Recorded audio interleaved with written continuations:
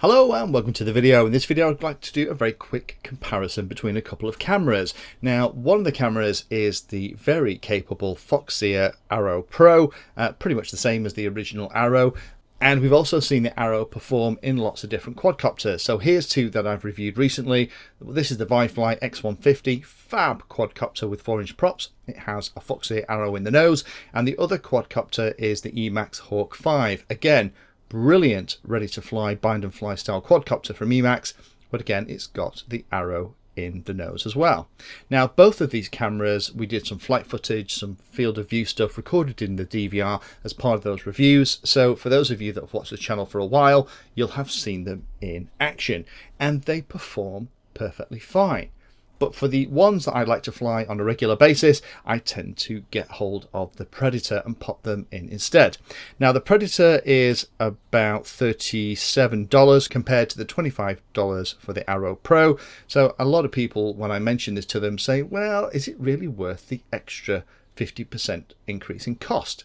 So as I've got all the cameras here, I thought, you know what, this is a great time for me to talk about why I do it. I don't do it on all models because it doesn't make sense, but on those where I want a better picture, then the Predator is a better option.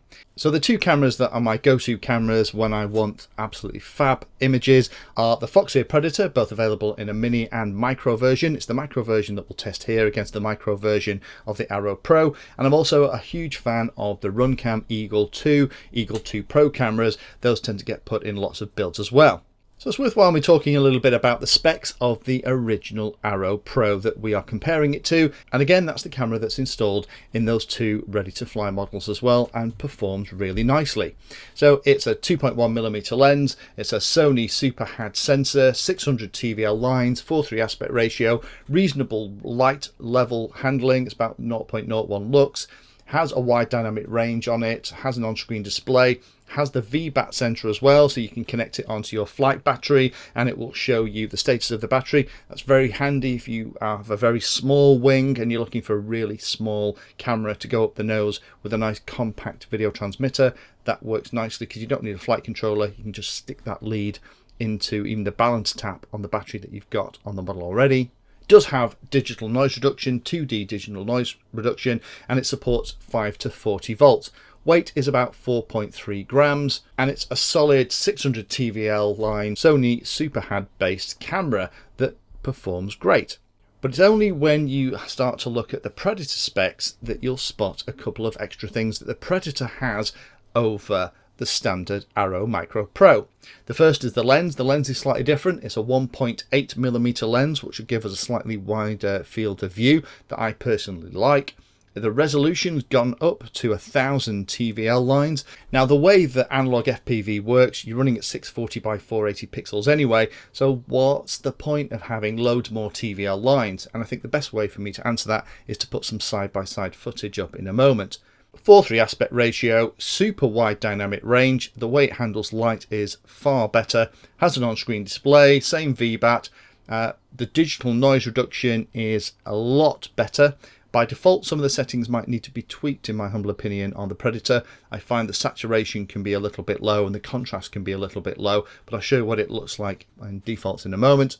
5 to 40 volts supply. Personally, I'd never run an FPV camera directly off the battery. I'd always run it off some kind of battery eliminator circuit, either via the flight controller itself or via an external BEC. That gets rid of an awful lot of the interference that a lot of pilots deal with.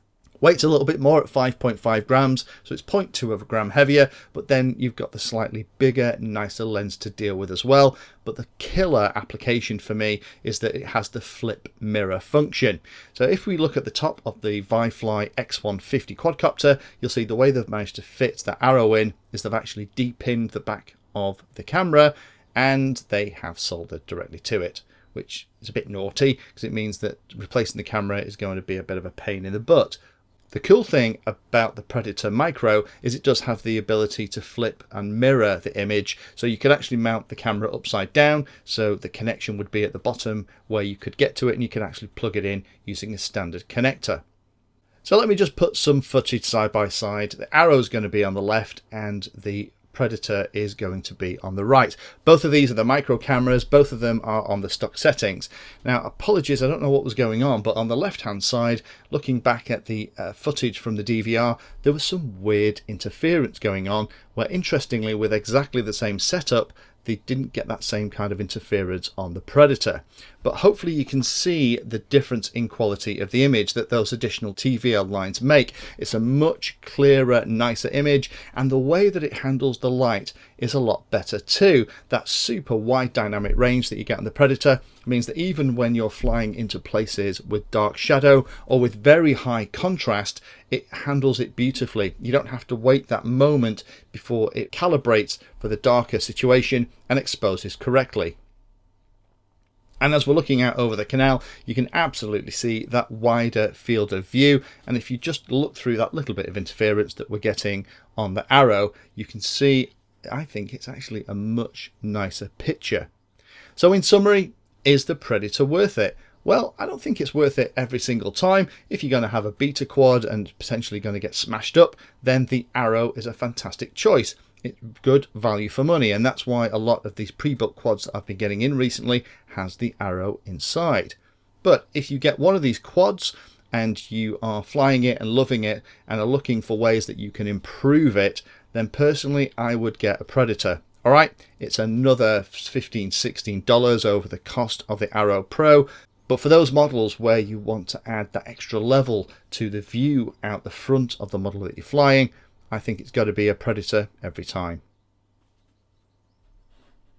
If you found that video useful or like the content, then please hit the like and subscribe button down below. If you want to go the extra step, you can become a Patreon of the Painless 360 channel and help provide support for what I do here. All the videos created here are put into playlists, so if you're interested in a particular topic, have a look at the playlist, and they all are organised in there to make them easier to use.